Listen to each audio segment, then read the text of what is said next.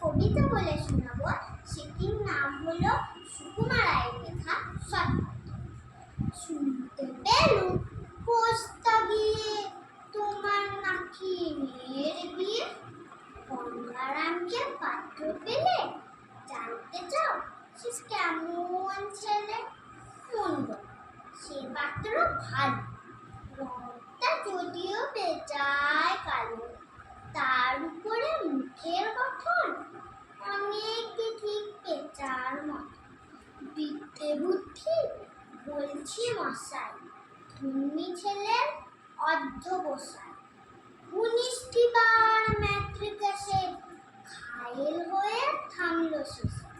বিষয় আসয় গরিব বেচার, কষ্টে সৃষ্টে তিনজন। মানুষ তো নয় ভাইগুলো তার, একটা পাগল একটা বুয়া আরেকটি সে ধরে দিচ্ছে। চাল করে না গেছে নিজের, কনিষ্ঠতা তবলা বাজায় যাত্রা দলে 5 টাকা।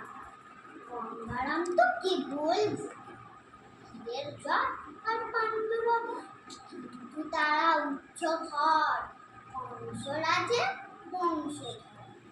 শ্যাম লাহিড়ী বনগ্রামে